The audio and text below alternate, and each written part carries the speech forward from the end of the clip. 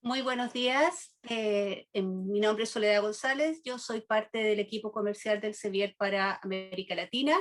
Estamos aquí muy contentos de poder compartir con todos ustedes nuestro evento Competencias Digitales y Educación Online en colaboración entre el Sevier y la Universidad Finisterra. Agradecemos la presencia de los profesores. Y bueno, moderando desde el equipo del Sevier, mi compañera Silvia Serra, del equipo de contenido basados en España, en Barcelona. Muchas gracias por su asistencia y estamos muy contentos de poder compartir esta actividad con ustedes. Adelante, Silvia. Hola, muchas gracias Sole por la introducción. Muy buenos días a todos. Muchísimas gracias por su tiempo y por su presencia y bienvenidos a este evento que, como ha dicho bien mi compañera, organizado por el Sevier y en el marco de las competencias digitales y la educación online en este tiempo que nos ha costado tanto y tantos esfuerzos vivir, que es la época COVID-19 con la pandemia que nos ha azotado. Muy brevemente decirles que estoy en el equipo de contenidos del Sevier y soy la responsable de la adquisición y creación de contenidos para los estudiantes de medicina en los primeros cursos, tanto en formato print como electrónico, en las plataformas de Clinical Key Student, entre otras. Y estoy centrada en las asignaturas puramente básicas, en los primeros cursos de medicina. Tengo la gran suerte, tengo la gran fortuna de poder moderar esta sesión, sin duda muy interesante y interesante porque contamos con la presencia de 4 grandes profesionales con una amplia experiencia pedagógica, docente y también tecnológica que han tenido la deferencia de compartir con nosotros esta mañana y poder compartir con nosotros sus experiencias y sus opiniones que sin duda nos enriquecerán mucho en la forma de afrontar la docencia ahora y a partir de ahora con los retos que nos ha impuesto COVID-19. La dinámica, para explicarles muy brevemente, la dinámica va a ser, vamos a escuchar las 4 presentaciones de los 4 ponentes. Seguidamente habrá un pequeño tiempo en que los ponentes podrán hacer algún comentario entre ellos de la ponencia de cada uno de los colegas. Haré un brevísimo cierre de la sesión con un par de conclusiones y luego ya se abrirá un turno de preguntas y respuestas. Pueden ir entrando las preguntas por el chat, que saben que tienen el chat abierto y muchos ya se han presentado y están dando mensaje de bienvenida. Y todas las preguntas que no se puedan contestar en directo o a través de chat serán contestadas posteriormente. Paso ya, para no quitar más tiempo, a los protagonistas de esta sesión, que son los ponentes, los miembros de la mesa. Paso a presentar ya las personas que nos acompañan. En primer lugar, nos acompaña la profesora Lucía Santelices. La profesora Lucía Santelices es magíster en Educación Especial por la Pontificia Universidad Católica de Chile, profesora titular de la Pontificia Universidad Católica de Chile y profesora titular de la Facultad de Medicina de la Universidad Finisterrae, y asimismo es directora del Magíster en Docencia Universitaria en Ciencias de la Salud de la Facultad de Medicina de la Universidad Finisterrae. La profesora Lucía nos hablará de los paradigmas de la educación digital y si realmente son nuevos paradigmas o son los mismos. Posteriormente, la profesora Isabel Morales nos explicará cómo se puede contribuir mediante tecnología e innovación al logro educativo en este momento, digamos, de obligatoriedad online y virtual. Profesora Isabel Morales es profesora de Historia y Geografía, es diseñadora instruccional, cuenta con un máster en Tecnología Educativa y Competencias Digitales por la Universidad de España y está diplomada en Habilidades para Innovar con TIC en Espacios Educativos del Siglo XXI por la Universidad de Chile, en Innovación y Creatividad para la Educación Universitaria por la Universidad de Salamanca y en Liderazgo y Gestión de Equipos por la Universidad de Chile. De forma paralela, cuenta con diversas especializaciones en Chile y en el extranjero sobre experiencias en espacios virtuales de aprendizaje y en la actualidad es la coordinadora pedagógica y learning en la Escuela de Medicina de la Universidad Finisterra en Santiago de Chile. Y como he dicho antes, nos hablará pues, de cómo realmente relacionar el tema tecnológico y de innovación con la docencia en el contexto online.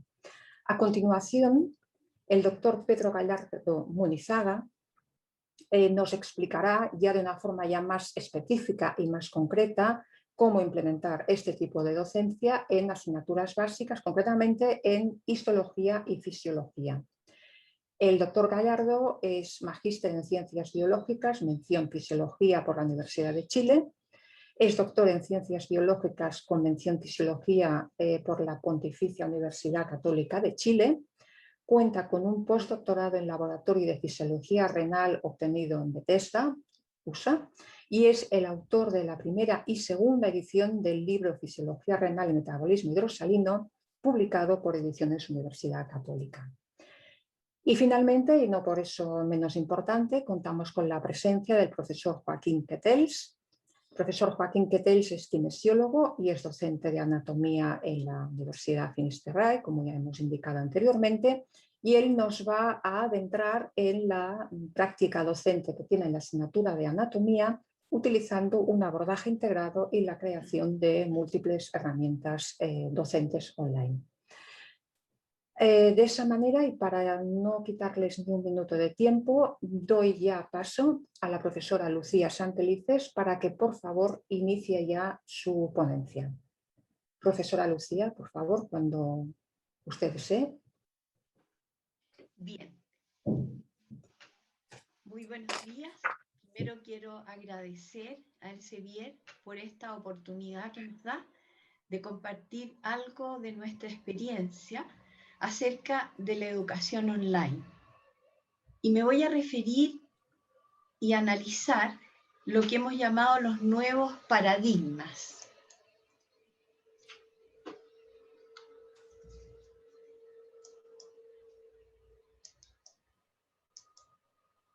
Siempre que pueda correr la presentación, porque ahí. Perfecto. Nos pusimos una interrogante. ¿Por qué? Porque se habla de un cambio de paradigma, pero esto no es nuevo. El cambio de paradigma se está gestando desde 1983 en adelante. Ya se hablaba en un congreso muy importante que se realizó en la Universidad Complutense de Madrid en el año 97, ya se hablaba de cómo sería la educación universitaria en el siglo XXI. Y en esa oportunidad ya se señalaba que estábamos frente a un nuevo paradigma porque se estaba modificando el paradigma lineal que se trabajaba habitualmente en las universidades por un paradigma complejo. ¿Y en qué consistía el paradigma lineal? El paradigma lineal tenía una clave fundamental en el contexto de la enseñanza universitaria. Y esa clave era trabajar con un pensamiento causal y por lo tanto simplificador. Se atribuía en ese paradigma toda la responsabilidad de la calidad de la docencia universitaria al docente. Y pareciera ser que del docente dependía absolutamente el aprendizaje del estudiante y la calidad en la formación de los profesionales. ¿Y por qué ya en ese congreso del año 97, Ganter señalaba que estábamos ante un cambio urgente de cara al siglo XXI por un paradigma complejo? Porque ya se avisoraba que había que trabajar con un pensamiento circular, como había señalado Edgar Morin en el año 83. ¿Y eso qué implicaba para la universidad? Integrar en la docencia de calidad múltiples factores que de alguna manera iban a generar un espacio académico más rico y de un orden superior. Esto obviamente toca también lo que ocurre con la enseñanza en educación médica, porque en forma concomitante se empiezan a generar una serie de cambios y se cambia este pensamiento lineal y se empieza a promover este cambio en el cual el experto era quien enseñaba los contenidos. Y ese pensamiento se empieza a trabajar como un pensamiento circular.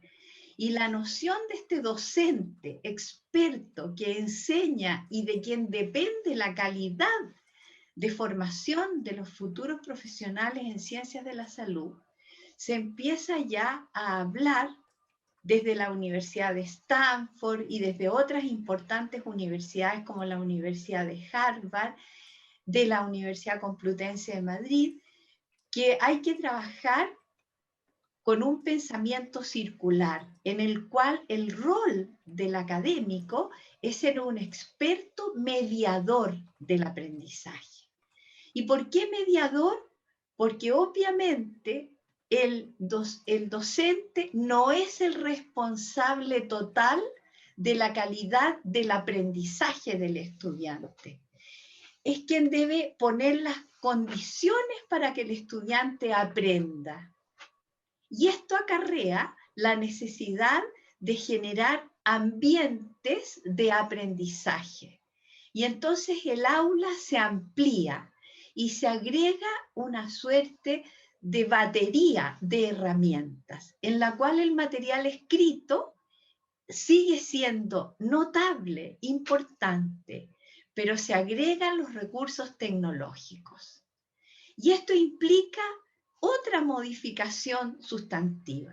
El docente experto no tenía la necesidad de planificar detalladamente su docencia. Sin embargo, en esta concepción de un pensamiento complejo, circular, el docente va a requerir planificar su calidad docente. Y lo primero que necesita es descubrir cuáles van a ser los conocimientos fundamentales que él y nadie más que él tendrá que aportar a sus estudiantes. Pero tendrá que agregar dónde encontrar esos saberes, cómo llegar a ellos y cómo utilizarlos en función del razonamiento y de la tarea que va a tener que resolver con esos conocimientos. Y esto cambia, en primer lugar, la concepción de las clases.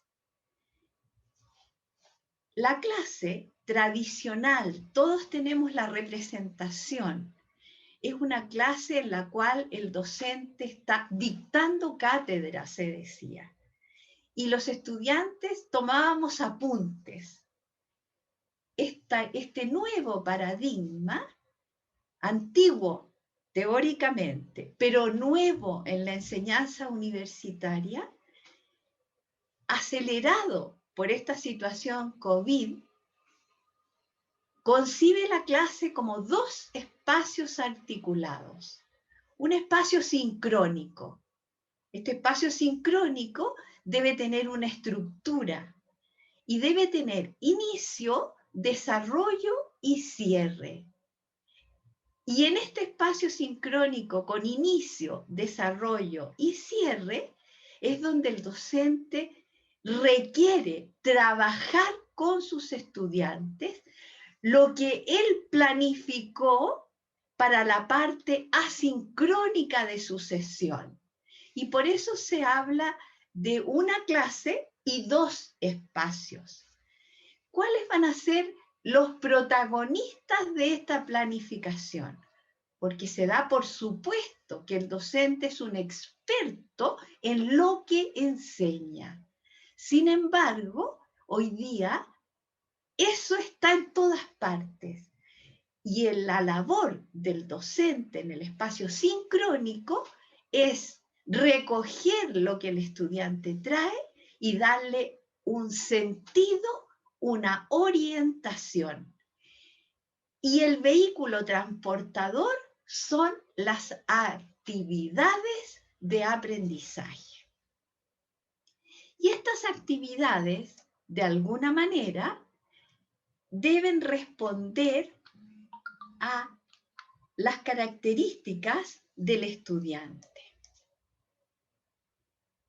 Y el estudiante, quien es el actor principal en esta nueva concepción docente, debe ser estimulado en sus 4 funciones cognitivas básicas, sustantivas. La primera es la percepción, y por eso la enseñanza online requiere de un diseño instruccional distinto. La atención.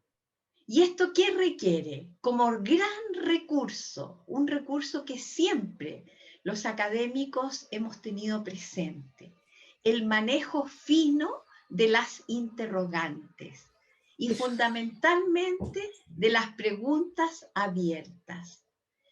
En tercer lugar... Discúlpeme, profesora Lucía, un minutito. Gracias. Bien, la Gracias. cognición, y por lo tanto hay que trabajar el conocimiento y ayudar al estudiante a dar sentido y a relacionar los conceptos para facilitar la memoria. Muchas gracias. Perfecto, muchísimas gracias, profesora. Usted ha calculado el tiempo de una forma estupenda, o sea que 10 minutitos justos. Sin más dilación, pasamos al siguiente ponente, a la profesora Isabel Morales. Cuando quiera, profesora, por favor.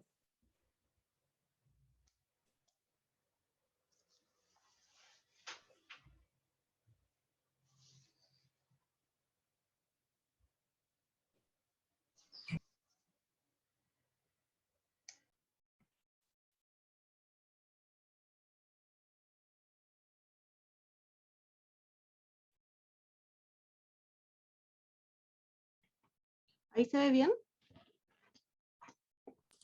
Sí. Sí, se ve correctamente, profesora. Ya, gracias. Antes que todo, agradecer la invitación y hacer inmediatamente la corrección. Yo no soy máster, soy candidata a máster, que es lo que corresponde indicar. ¿Ya? Bueno, me presento nuevamente. Mi nombre es Isabel Morales, soy coordinadora pedagógica y learning en la Universidad Finisterrae, y voy a hablarles sobre competencias digitales y cuál, tomando también lo que ha dicho la profesora Lucía, y cómo como docentes, y en mi caso como apoyo a docentes, debemos ir desarrollando algunas habilidades y algunas competencias para poder contribuir a una educación online efectiva en este tiempo de pandemia y posterior a ella también. La educación online llegó para quedarse. Entonces, lo primero, volver a repetir, aunque sea redundante lo que indicó la profesora Lucía, es que la pandemia generó un punto de inflexión en el proceso educativo, ya sea porque pasamos de las aulas a estar conectados a través de medios tecnológicos y realizar las clases a partir de estos medios. Obviamente esto ha traído una serie de problemáticas a nivel mundial, desde que las conexiones de internet han fallado, desde que muchos gobiernos se dieron cuenta de que no existía una democratización con respecto al acceso a estas tecnologías, y por lo tanto han tenido que paliar de alguna forma el que todos nuestros estudiantes, ya sea de cualquier edad escolar, logren estar conectados. Los actores educativos, en este caso me voy a centrar solamente en los estudiantes y en los docentes, pensando en carreras universitarias, han tenido que ir desarrollando una nueva ciudadanía digital. El tener que encontrarse en espacios invasivos al hogar, invasivos en tiempo además, a través de una cámara, como lo estamos haciendo ahora, pero que tiene la ventaja de que rompe con las barreras geográficas de conexión. Es decir, nosotros estamos desde Santiago de Chile haciendo una conferencia, exactamente lo mismo pasa con las clases de los estudiantes. Pueden estar en sus hogares y el docente realizando también desde su hogar la clase. A partir del año 2015 se ha desarrollado ya a nivel muy avasallante cuáles son las competencias que tenemos que tener los profesores o quienes nos dedicamos al área de educación para poder desarrollarnos de mejor forma en el ámbito de las TIC, ¿ya? La UNESCO, a partir de este año, hizo una definición de cuáles son las 5 competencias que se consideran básicas para poder desarrollar de mejor forma unas clases efectivas y que sean aporte para nuestro estudiantado. Entre de ello está la información, cómo yo informo, cómo yo organizo la información y además cómo la recojo desde Internet y cómo la transfiero a los estudiantes. Llámese Internet, cualquier biblioteca digital en estos momentos, ¿ya? ¿Cómo lo comunico? ¿Cómo lo entrego a los estudiantes? ¿De qué forma? ¿Clase expositiva? ¿Dinámicas? ¿Cómo lo hago? Después pasamos a una etapa que es mucho más avanzada que las dos anteriores, que es la creación de contenido. Cómo yo, docente, tomo toda la información que me entrega la red o que me entrega las distintas bibliografías propias de mi área, creo, desarrollo un nuevo contenido y cómo lo entrego, cómo lo aplico. Aquí también es súper importante dejar en claro que la labor de docente es fundamental para la generación de conocimiento. Por eso también es súper importante que desarrollemos la competencia de poder licenciar y tener derecho de propiedad intelectual sobre las obras que nosotros realicemos, ya sea a nivel de docente, a nivel de facultad, a nivel de universidad, a nivel de comunidad universitaria, ¿ya? La idea es que cada vez que alguien necesite, cite al autor. Hay un tiempo invertido, conocimiento, debemos hacernos partícipes de eso también. Por último, los dos nuevas competencias que indica la UNESCO es de seguridad. ¿Cómo yo genero como docente mi identidad digital? ¿Estoy en la red? ¿No estoy en la red? ¿Qué hago? ¿Qué no hago? Y también ahí hay mucha injerencia de las redes sociales. También han tenido un uso dentro de la educación en los últimos 3 años. Y finalmente la resolución de problemas. Cómo yo identifico el recurso y cómo yo doy solución a algo que a lo mejor presencialmente en el aula yo lo podía realizar. Cómo incorporo yo cada una de las TIC que hay a nivel mundial de mejor forma para la realización de mi clase. Aquí hay un término que ha sido acuñado ya a partir del año 96 por David Lewis, que es la infoxicación. Y es a lo que estamos todos como usuarios, y más aún los docentes, al borde de llega una masa de información y que nosotros de repente, y lo veo también en muchos estudiantes y muchos docentes, ¿qué hago? Hay mucha información de este tema, ¿cómo la clasifico? ¿Cómo la ordeno? Infoxicación se refiere a la sobredosis de información, que es a lo que estamos expuestos por el gran número de páginas web, gran número de publicaciones. Y por eso que es súper importante la primera competencia digital, la información.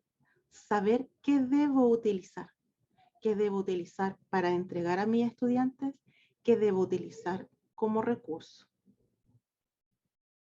Acá pueden ver, está súper desactualizado, pero es para que ustedes pueden hacer un poco paralelo.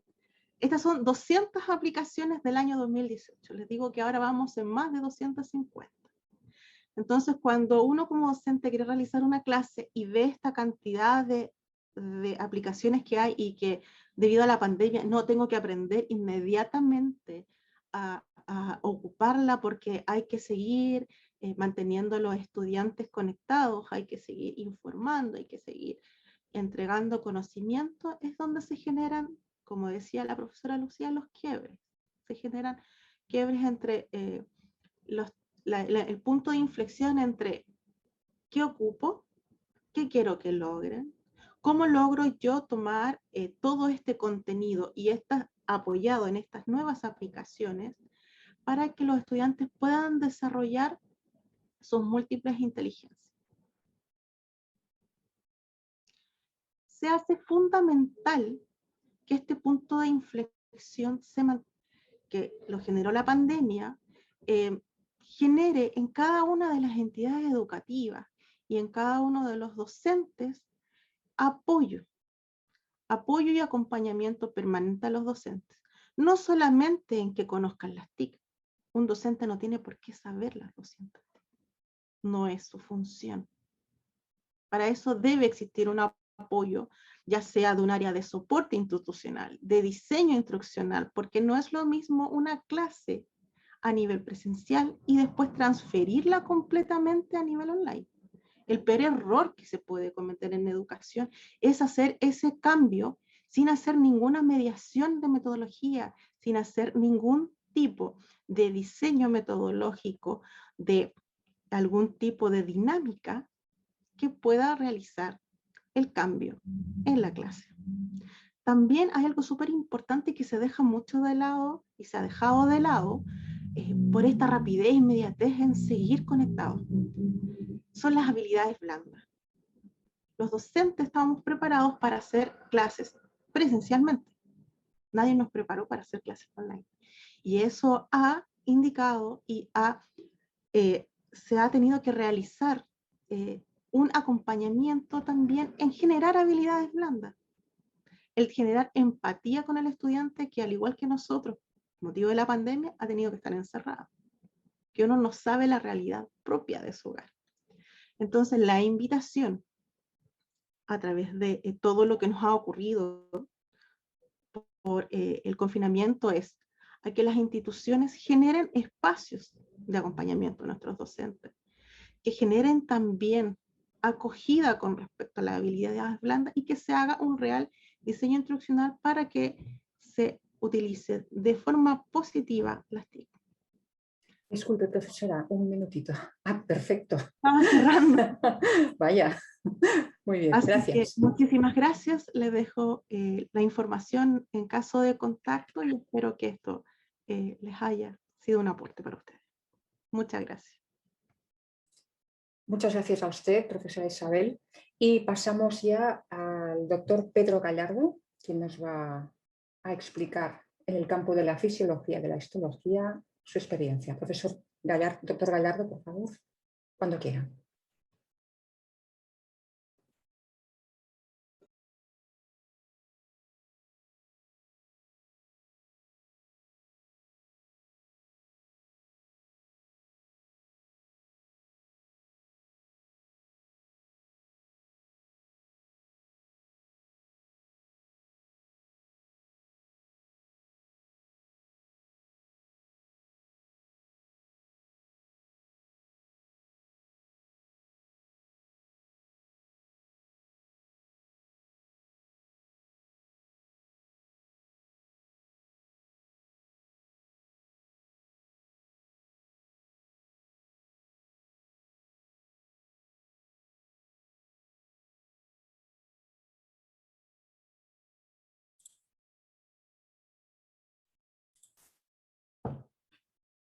Hola, parece que hemos tenido un pequeño problema de conexión. De conexión.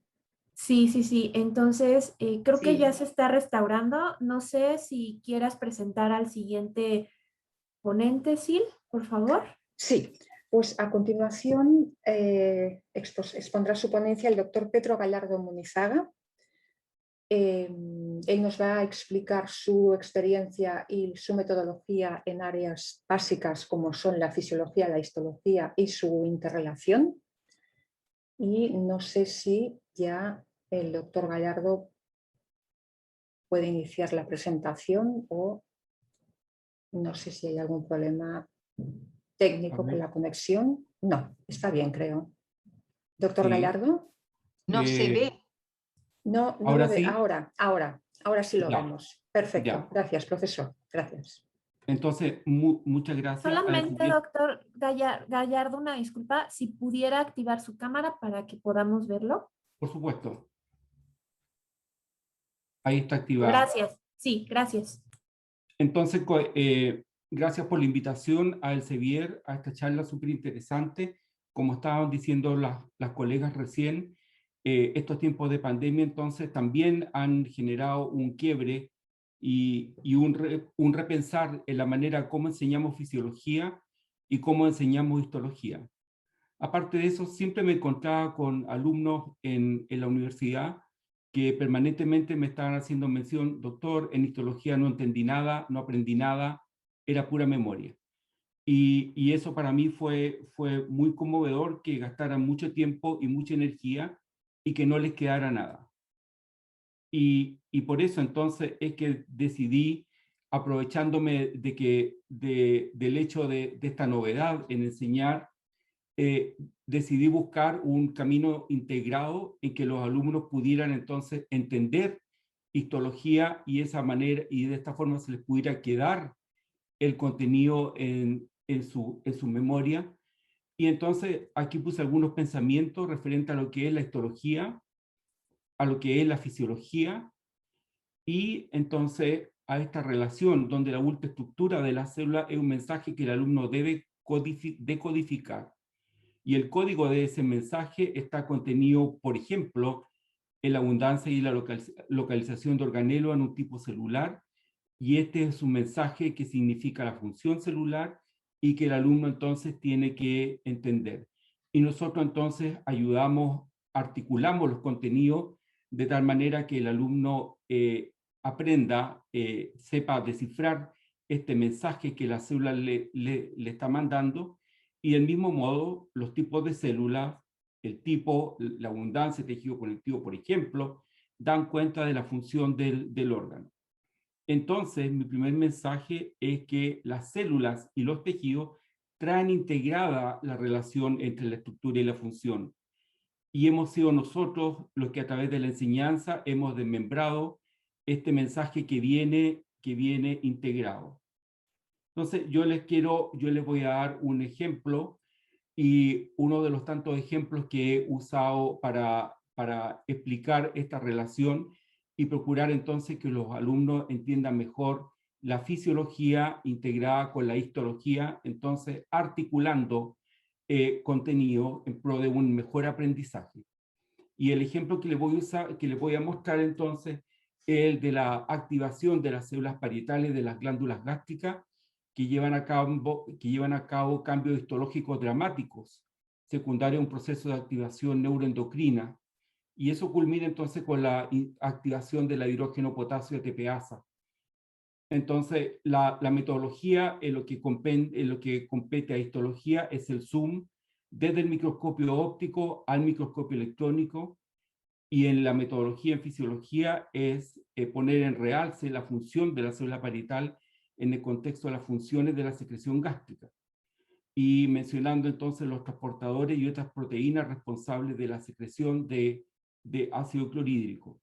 Y en esta articulación de contenido, entonces repasamos contenidos ya vistos, aplicamos conceptos histológicos como por ejemplo la estructura de la glándula gástrica oxíntica, la célula parietal y los dominios de membrana que tiene una célula epitelial, y conceptos fisiológicos también como mecanismos de transporte a través de membrana y la transducción de señales.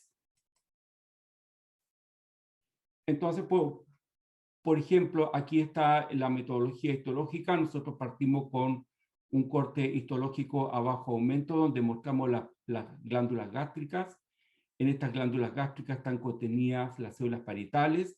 Después nos vamos a la ultraestructura de la célula parietal mediante imágenes de microscopía electrónica de transmisión. Y aquí entonces yo les hablo a los alumnos y les menciono una frase que siempre me quedó grabada de mi maestro de histología, que decía: deje que la célula le hable. Y aquí entonces la célula me manda un mensaje en términos de abundancia de mitocondria, en términos de localización de las mitocondrias y cómo está organizada sus membranas. Y esa ultraestructura de la célula entonces la relacionamos con la función de la célula. Entonces, por ejemplo, les mostramos a los alumnos imágenes de microscopía electrónica y entonces relacionando por ejemplo, la organización de la membrana canalicular en una célula en reposo y en una célula activada. Y eso entonces lo vinculamos con la función. entonces, utilizando esquemas, por ejemplo, como este, le mostramos una célula en reposo, una célula activada, y al mismo tiempo cómo eso se traduce en cambio en la fisiología, cómo el cambio histológico en la célula se traduce en un cambio fisiológico que significa iniciar la secreción de ácido clorhídrico. Y enseguida reforzamos esta idea explicándole cuáles son los mecanismos neuroendocrinos que gatillan dentro de la célula, entonces, una cascada de señales que llevan a que esta célula experimente todos estos cambios fisiológicos e histológicos. Y entonces esta integración de contenidos relacionados permite comprender la estructura y la ultraestructura relacionada con la función. Nosotros lo hemos aplicado en varios otros contenidos. Y lo importante entonces es que la ultraestructura y la estructura, la cosa histológica, adquiere una significancia funcional y el alumno no se lo olvida. Y el alumno también puede aplicar contenidos previamente analizados en clase, como los que le mencioné, transporte a través de membrana, transducción de señales y dominio de membrana en las células epiteliales. Vale, es decir, el alumno aplica, utiliza conceptos de histología y de fisiología que antes aprendió en aprender entonces esta función de estas células especiales. Eso era lo que les quería contar.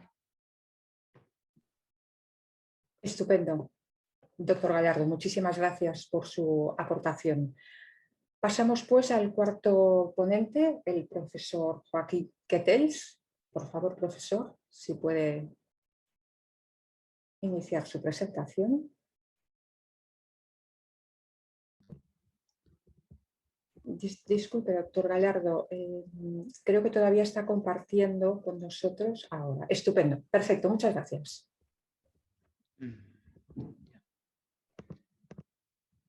Ya. Muy buenos días a todos de aquí desde Chile. Me presento, mi nombre es Joaquín Ketels, soy kinesiólogo y soy docente de anatomía para las carreras de la salud en la Universidad de Finisterra y otras universidades dentro de Chile.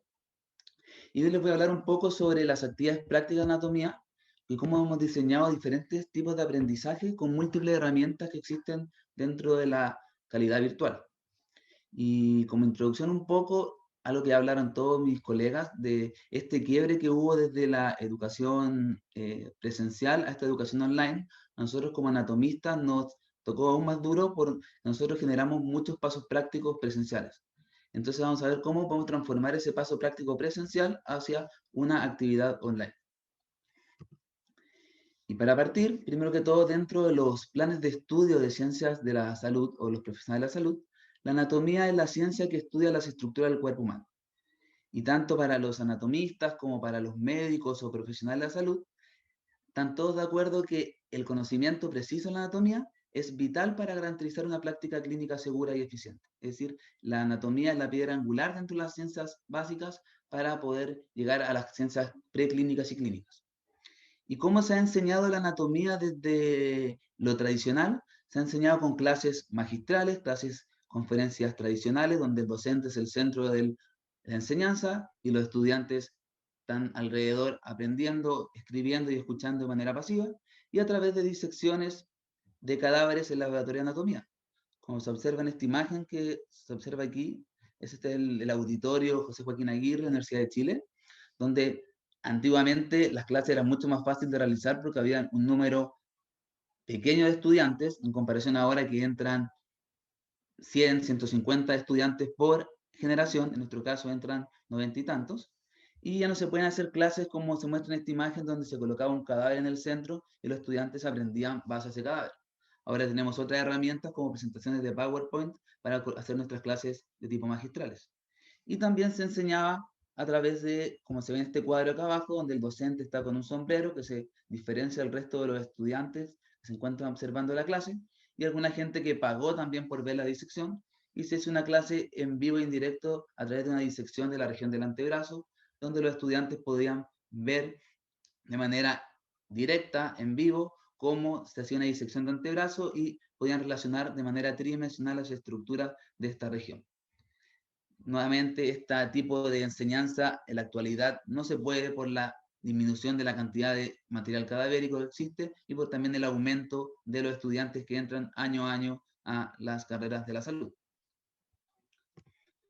¿Y qué hacíamos nosotros en anatomía previo a esta pandemia? Previo a esta pandemia éramos muy tradicionales, hacíamos clases magistrales, que no son las mejores, pero seguíamos el recorrido de lo tradicional. Y también hacíamos pasos prácticos en los pabellones de anatomía, donde esos pasos prácticos involucrábamos mesas con cadáveres, mesas con cortes anatómicos horizontales, frontales y también sagitales, que lo acercaba a una anatomía radiológica. Y también incluíamos mesas o mesones clínicos que acercábamos también a los estudiantes hacia la clínica. ¿Y qué pasó el año 2020, específicamente en marzo, cuando ya teníamos todo listo para comenzar el nuevo año académico, nuestros programas listos, nuestra planificación? Llegó el COVID a Chile. Y el COVID generó un quiebre de pasar esta anatomía tradicional que nosotros nos sacábamos, éramos cuadrados, entonces nos sacaba de lo tradicional de las clases teóricas a pasos prácticos presenciales, lo tuvimos que trasladar a clases virtuales frente a un computador. ¿Y qué hicimos para poder lograr pasar este cambio tan radical de clases presenciales a virtuales? Partimos haciendo clases teóricas que no son iguales a las clases presenciales, ya que son clases online mediante la plataforma Zoom, donde estas clases online son clases que no duran más allá de 45 minutos para evitar el cansancio que conlleva estas clases online frente a la pantalla. Y más encima, estas clases online por Zoom, tenemos diferentes herramientas que Zoom nos permite para poder hacer clases más didácticas, como el chat de Zoom, que los alumnos pueden preguntar en directo rápidamente y uno puede resolver las dudas en el instante. Y también podemos en el mismo Zoom hacer salas pequeñas, distintas salas de grupos más pequeños, donde podemos hacer actividades en grupos pequeños que favorezcan el aprendizaje. También ocupamos videos de clases sincrónicas, que muchas universidades recomiendan los videos sincrónicos, pero nosotros hemos tenido muy mala experiencia con estos videos sincrónicos, porque como son estudiantes generalmente de primer año, son estudiantes que traen una ansiedad y un miedo desde el colegio hacia la universidad, y aún más en anatomía, donde la enseñanza de anatomía por generaciones se ha dicho que es uno de los ramos más difíciles de primer año, por la cantidad de contenido más que por los contenidos. Por lo cual los estudiantes llegan con miedo, llegan con ansiedad y más encima le entregamos un video, que un video dura 20 minutos, 15 minutos, pero si uno lo lleva a una clase presencial, es un video en verdad, una clase de 1 hora 10. Y los alumnos no tienen a quién preguntarle y se desencadena todo un sistema de miedo y ansiedad, y sabemos que el miedo y la ansiedad no permiten el aprendizaje. Y una herramienta que hemos ocupado para bajar un poco este miedo y esta ansiedad, que lo voy a explicar a continuación, es el Clinical Key que generó el Sevier. Y también voy a explicar cómo pudimos transformar estos pasos prácticos presenciales a pasos prácticos ya online. ¿Qué es esta herramienta que es el Clinical Key? El Clinical Key es una herramienta que tiene la plataforma Elsevier, que tiene una base de datos de libros de ciencias de la salud. Y esos libros, dentro de los que nos interesan a nosotros, son los libros de anatomía. ¿Y qué ha pasado con estas últimas generaciones? Estas últimas generaciones cada vez leen menos libros. ¿Y qué hacen? Tipean las clases y leen las transcripciones. Y sabemos que eso está errado porque muchas veces en las transcripciones hay pequeños errores, a veces los docentes están pensando cualquier cosa, dijeron mal un dato, y sabemos que la lectura real es los libros. Y cuando hay clases presenciales, los libros se sacan de la biblioteca y en la biblioteca no hay ejemplares para todos los estudiantes.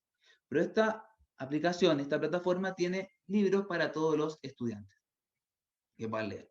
Y más encima tiene una herramienta que es muy buena para bajar la ansiedad de los estudiantes, es que los estudiantes pueden seguir al docente en esta aplicación.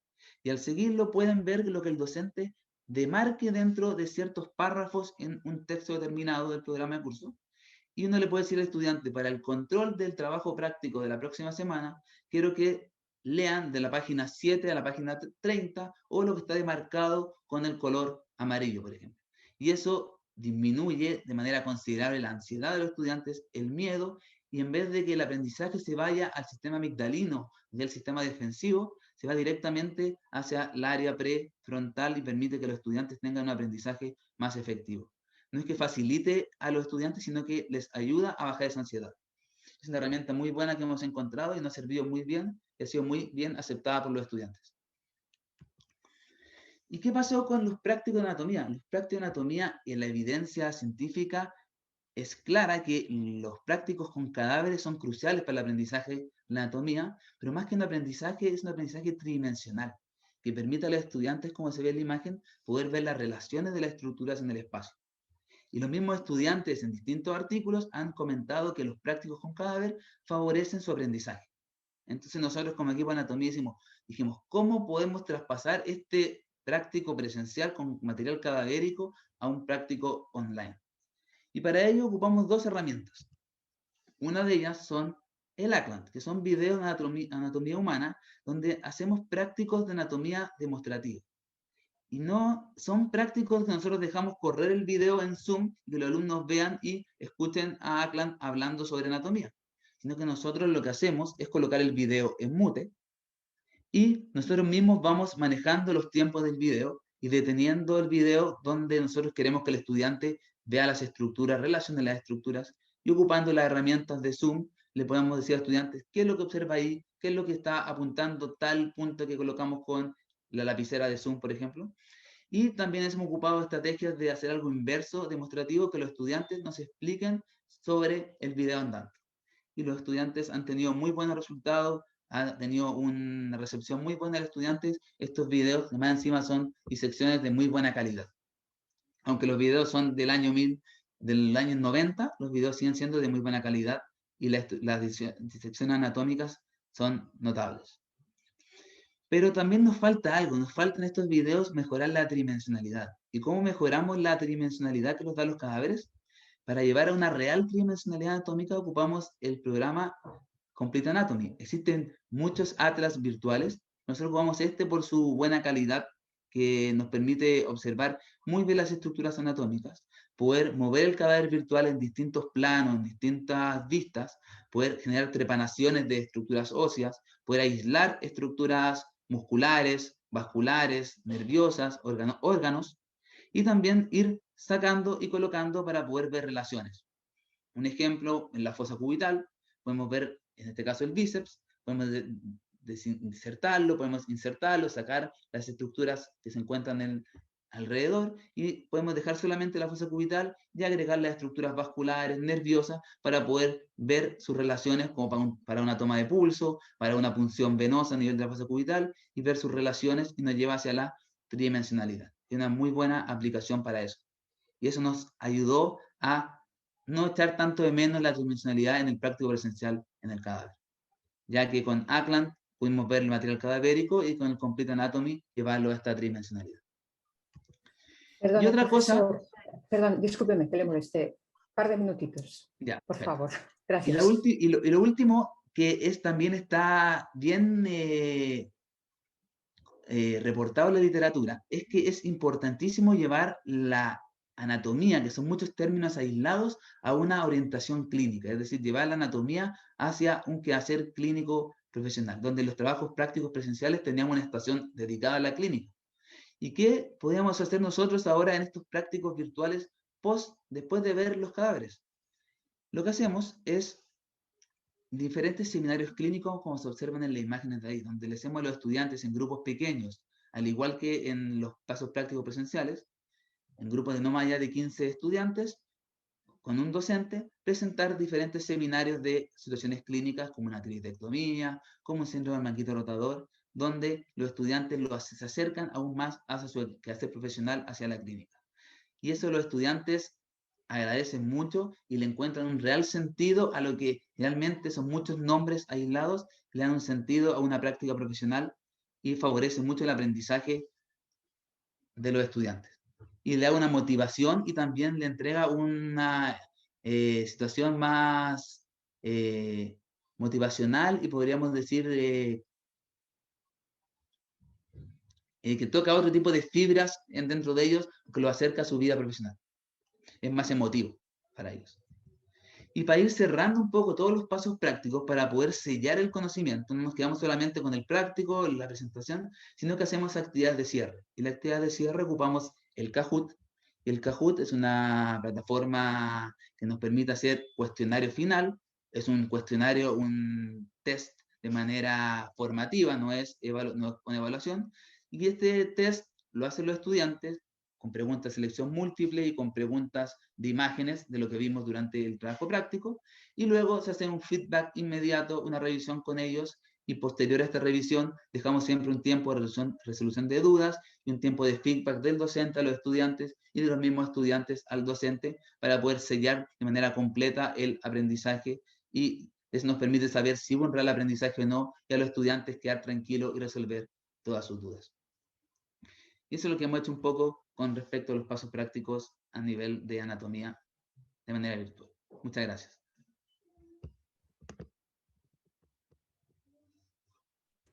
Muchas gracias a todos, muchas gracias por atenerse al tiempo que habíamos programado. No tengo más que decir, interesantísimo las explicaciones, la ponencia, la forma de presentarlo y el hilo conductor, que creo que ha sido interesante, enriquecedor y muy, muy útil para toda la comunidad docente. Por favor, ahora es el turno de los ponentes, por si ustedes quieren comentar algo de la ponencia de algún de sus colegas, si quieren hacer algún otro comentario más allá de lo que se ha dicho. Tenemos unos minutitos de tiempo. Perdón, tenemos algunas preguntas también. Sí, las estoy viendo, hay bastantes preguntas. No sé qué prefiere, si ya cerramos. Dígame, por favor, profesora. Yo quiero hacer un Lucía. comentario. Primero quiero agradecer a mis colegas las presentaciones. Eso es lo primero. Y lo segundo, quiero hacer una aclaración, porque no quiero dejarlo pasar porque se está quedando en el lenguaje académico y está mal dicho. No hay una enseñanza virtual, porque lo virtual no es real y el aprendizaje es real. Entonces hay que hablar de enseñanza online. Bien, eso quería aclarar. Me parece una puntualización importantísima, porque al menos yo ya no diré nunca más enseñanza virtual y se lo debo a usted. O sea que muchísimas gracias, profesora Lucía. Muy interesante. Si lo desean, porque hay bastantes preguntas en el chat, desde luego el interés es muy, muy alto. Si lo desean, pues damos por cerrada lo que es la presentación de cada uno de los ponentes. Muchísimas gracias. Debo decir que ha sido toda una lección magistral. Y si les parece bien, podemos abrir ya turno de preguntas. Entonces, hay preguntas muy concretas y preguntas más generales. Hay una pregunta en concreto para la profesora Isabel, en donde le preguntan, profesora Isabel, cuando usted ha hablado de gestión de creación de contenidos, ha hablado de los derechos de propiedad intelectual. Entonces, hay algunas preguntas que coinciden en cómo se articula el tema de los derechos de autor, por ejemplo, en cuanto a imágenes y vídeos que luego se distribuyen a alumnos y el alumno utiliza por su cuenta. ¿Qué sería usted lo que les puede recomendar o cuál es la práctica más adecuada? Idealmente, cada vez que uno desarrolla algún tipo de contenido o quiere utilizar licencias, yo recomiendo Creative Commons. Es de una ONG y permite que cada usuario pueda registrar cualquier obra, y también se garantiza de que pueda existir un reconocimiento por ella. Entonces ahí le dejé cómo se llama la página, y existen una serie de licencias. Lo ideal acá es que cuando uno desarrolla un contenido, lo licencie. También que cuando uno hace cita, también las haga como corresponde, ya sea norma APA, norma Vancouver. La idea es que vayamos respetando las normas legales, que en realidad a nivel global son todas las mismas. En el área de educación nos permite hacer el uso de muchos recursos, pero debemos citarlo. Por ejemplo, en la misma diapositiva que yo aquí tengo, la saqué de internet esta foto. Uno puede, ya sea en cualquier editor de documentos, puede colocar insertar en línea, incluso uno puede seleccionar solo las que están con estas licencias libres. Y le va a aparecer, no sé si pueden visualizar, que esta foto, pese a ser de un autor desconocido, cuenta con licencia. Y aquí sale qué licencia es con la que se cuenta, ¿ya? Es súper importante respetar los materiales realizados por colegas, por otras personas, y también ser un aporte dentro de la comunidad y de los entornos virtuales de aprendizaje a través de material licenciado. Muchísimas gracias, profesora. Muy, muy claro.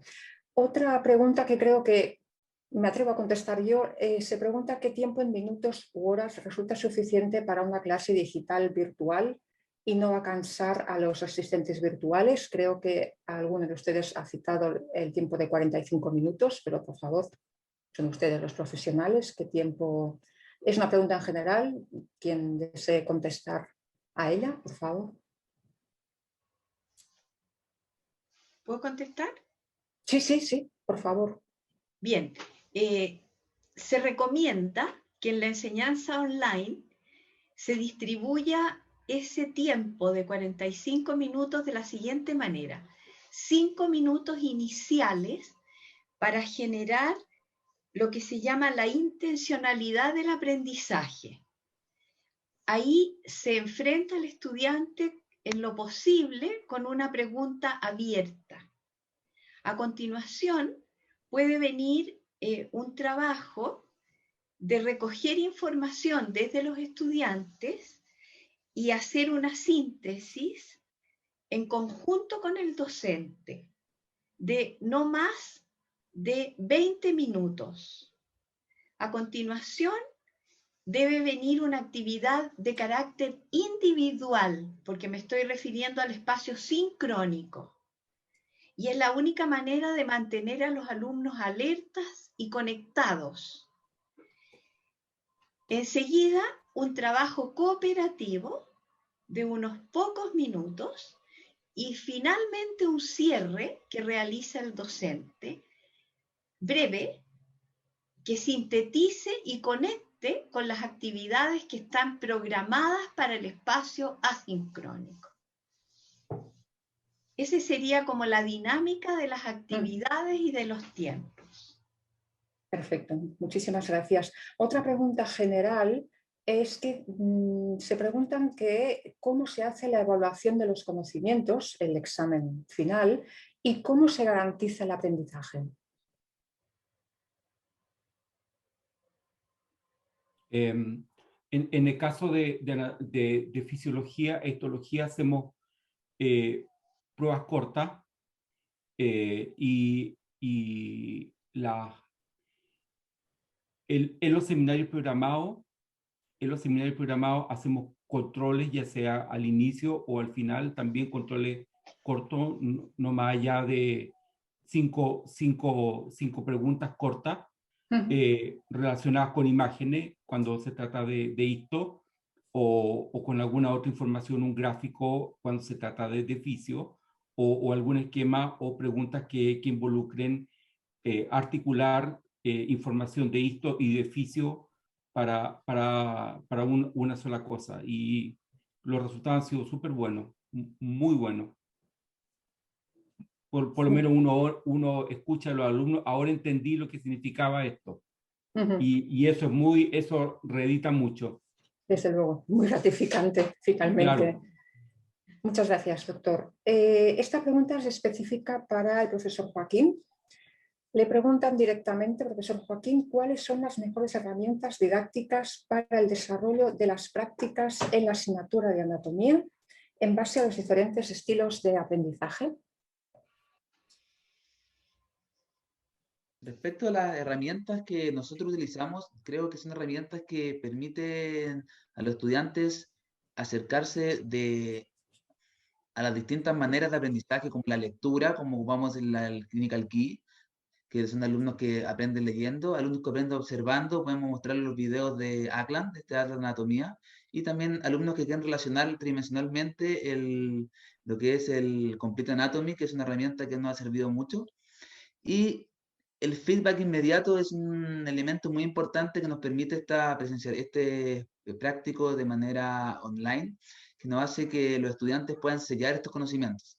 Entonces, no solamente una herramienta, sino que ocupamos múltiples herramientas como los videos de ACLAN, el Complete Anatomy, y para cerrar también este Kahoot, y entre medio también la acercamos hacia la práctica clínica con presentaciones grupales. Y para bajar la ansiedad, como les contaba un poco, y para poder enmarcar tanta información que anatomía, el Clinical Key es muy bueno como para poder marcar ciertas páginas, ciertos textos dentro del libro que van a guiar al estudiante hacia el control inicial. Perfecto, profesor. A otra que creo que es para usted, aunque no lo indica.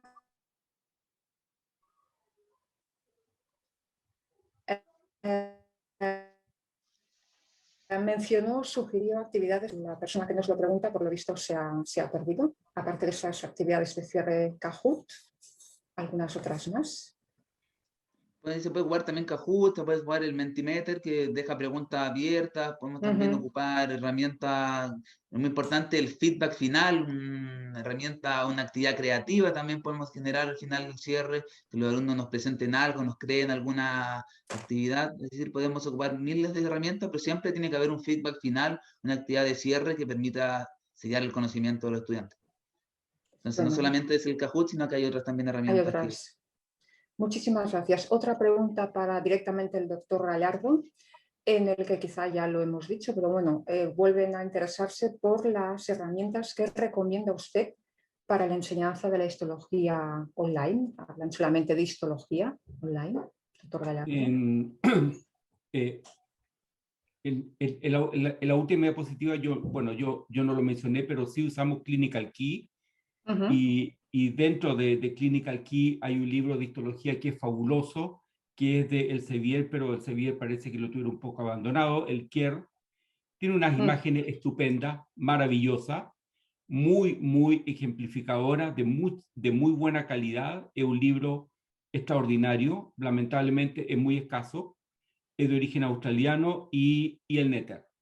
Y en fisiología el boron, al menos el boron, el Netter, están disponibles en Clinical Key, y entonces lo que yo hago en clase es estarle siempre referenciando al alumno tal página, tal box, con información específica relacionada con lo que yo estaba diciendo. Por ejemplo, en el concepto desarrollado de la célula parietal, entonces mencionarle al alumno que vaya y lea sobre el omeprazol y sus derivados, que son los inhibidores no competitivos del hidrógeno potasio ATPasa en las células parietales. Y eso entonces les abre el mundo y los conecta a la farmacología en el próximo semestre y a la fisiopato. Entonces, Clinical Key fundamental. Por la parte que me toca, le agradezco mucho el comentario, porque soy la editora en español del boron, soy la editora en español del Netter, y me alegra mucho pues, que sean realmente de utilidad para la enseñanza. Sí. Otra pregunta que es muy general: ¿qué piensan ustedes de la enseñanza por competencias?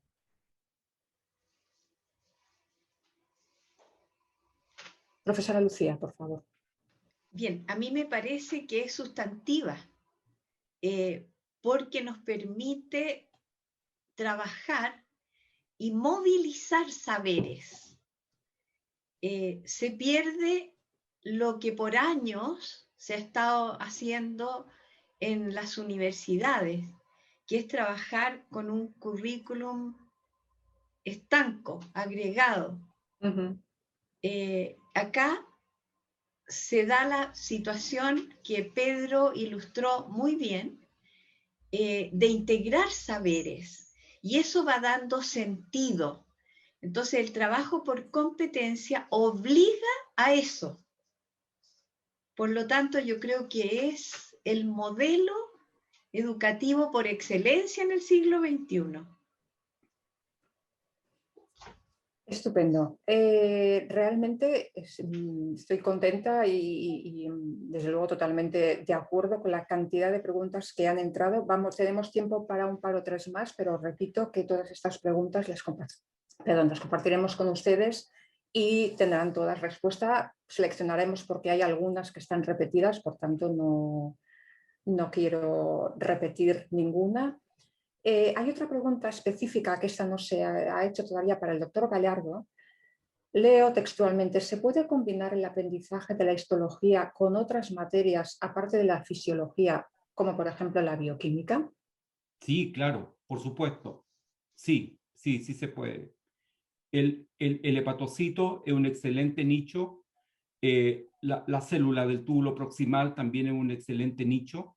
Pero el hepatocito es un ícono, o los adipocitos monoloculares, donde uno puede desarrollar los conceptos como la lipogénesis, la lipolisis, glicógenolisis, gluconeogénesis impecablemente. Metabolismo de sales biliares, sí, sí, perfectamente puede hacer el link vivo entre histo y bioquímica. Y bioquímica. Hay, Estupendo. no sé si hay tantos ejemplos, pero sí hay muchos y buenos. Sí. Estupendo, muchas gracias. Otra pregunta para el profesor Joaquín. Por lo visto, lo de Kahoot ha levantado expectativa. Leo textualmente: ¿el uso de la aplicación Kahoot no causa ansiedad en sus estudiantes por aquello del factor tiempo en las respuestas de la aplicación? ¿Qué tiempo sugiere usted dejarles para responder a sus preguntas? Como el Kahoot es un componente final de cierre y es una evaluación de tipo formativa, eso baja considerablemente lo que es la ansiedad de los estudiantes. Y más encima ellos pueden contestar de manera, hasta a veces dejamos que contesten de manera con un nombre no real de ellos, que les permita a los estudiantes ellos mismos saber sus resultados y con ello, al ser formativo y con nombres no reales, o a veces pedimos que coloquen nombres reales para seguir un seguimiento también, le baja considerablemente la ansiedad. Y depende el tiempo de las preguntas, permite hasta 2 o 3 minutos por pregunta, y generalmente nosotros en evaluaciones online dejamos un tiempo para selección múltiple de 2 minutos, y para preguntas de observación de imagen, que generalmente en una gincana presencial son 30 segundos, aquí le bajamos a 1 minuto y medio por imagen. Entonces le dan mayor tiempo porque lo considera encargar las imágenes, encargar las preguntas, el Kahoot. También damos mayor tiempo para ello, bajando así un poco la ansiedad. Siempre aumentamos el tiempo que en las clases presenciales. Muchas gracias. Una pregunta general que creo que, dada la temática de la ponencia, creo que es fundamental que se quede bien clara. Una pregunta general dice: ¿pueden volver a explicar el espacio sincrónico y asincrónico con ejemplos, por favor? Profesora Lucía. Sí, en el espacio sincrónico. A ver, si yo estoy haciendo una clase de epitelios, voy a usar la histología porque es mi expertise en las ciencias biológicas. Si yo estoy enseñando epitelios, yo no tengo para qué yo hacer una clase expositiva de epitelios, sino que puedo entregar en el espacio asincrónico la misión de trabajar con el Nettler, entregando lo que se llama una guía de autorregulación del aprendizaje. Esa guía va a tener preguntas de recuerdo de información, preguntas inferenciales, preguntas que van a ser de carácter evaluativo y preguntas que van a ir hacia la resolución de problemas. El alumno tiene que hacer ese trabajo en su espacio asincrónico, usando el Nettler y usando otros textos de histología, imágenes, lo que quiera. Va a estar indicado en la guía. En el espacio sincrónico se inicia con una interrogante abierta, que podría ser: ¿tiene relación el epitelio plano pluriestratificado con el tejido conectivo? Esa pregunta va mucho más allá de lo que el estudiante trabajó, pero requiere de lo que trabajó para poder elaborarla. Se recogen las opiniones en el espacio sincrónico de los estudiantes. El docente hace un alcance, recoge lo que los estudiantes señalan, hace una síntesis y entrega otra actividad. ¿Qué actividad? Una actividad de carácter individual. Y a lo mejor ahí puede poner un caso clínico particular. Con ese caso clínico particular, el alumno va a tener 10 minutos. Uno se queda en pantalla esperándolos, pero está cada uno en su casa. A continuación, ¿qué hace? Esos alumnos van a distintas salas de Zoom y se hacen trabajos cooperativos en los cuales ellos en conjunto elaboran una sola respuesta. Y viene el espacio casi al cierre en que cada equipo, con eso reducimos el número de respuestas, hace su presentación y vamos haciendo un análisis en conjunto. Y se termina ¿con qué? Con viendo las aplicaciones concretas de los epitelios y de su relación con el tejido conectivo, que la hace el estudiante. ¿Eso conecta con qué? Con los tejidos que vienen a continuación, que se trabajan en el espacio asincrónico. Ese fue el ejemplo. Muchísimas gracias, muy claro. Siento mucho porque yo al menos personalmente me pasaría toda la mañana escuchándoles y siguiendo aprendiendo. Lo siento mucho, pasamos ya del tiempo que teníamos destinado. Simplemente decir una vez más que les agradecemos tanto en mi compañera Soledad, Adriana, como yo misma y en nombre del Sevier sus aportaciones de carácter interesantísimo. Es triste decir que el COVID, con todo lo que nos ha traído de malo, sí que nos ha llevado a desarrollar cosas muy buenas como es este despegue de la educación online, no virtual, o educación online y de todas las metodologías. Muchísimas gracias, profesores, doctores, por su participación, por su tiempo, por compartir con nosotros toda su experiencia. Repito que quedan muchas preguntas, también quedan muchos comentarios en el chat agradeciéndoles a diversos profesores, sobre todo de medicina y alguno de enfermería también hay, agradeciéndoles a todos ustedes su tiempo, sus presentaciones, sus ponencias, que les han ayudado mucho. En cualquier caso, Soledad y Adriana tienen mi correo electrónico por si quisieran contactar conmigo para cualquier duda, comentario o para cualquier sugerencia. Y una vez más, darle las gracias y espero poder tener otra ocasión de moderar una mesa tan interesante como esta. Muchísimas gracias a todos. Sí, yo solamente para despedirme quisiera nuevamente reiterar mis agradecimientos. Esto espero que sea el primer evento de muchos. Esto fue en colaboración con la Universidad Finisterra desde Santiago de Chile. La idea es replicarlo en distintas partes de América Latina con otras universidades. Y bueno, se va, según entiendo, Adriana, se va a subir al canal de YouTube porque hay muchas preguntas con respecto a eso. Se va a compartir en el canal de YouTube del Sevier en español. Gracias, Silvia, por tu excelente moderación. Y bueno, como equipo del Sevier, en realidad muy agradecidos y muy contentos porque, según todos los comentarios, ha sido una excelente jornada. Muchas gracias. Muchísimas gracias. Gracias a todos. Concitó el interés de muchas instituciones a lo largo de América Latina y Iberoamérica. Que tengan una excelente tarde. Igualmente. Adiós. Para todos. Muchas gracias. Saludos. Gracias a ustedes, que estén muy bien. Adiós. Adiós.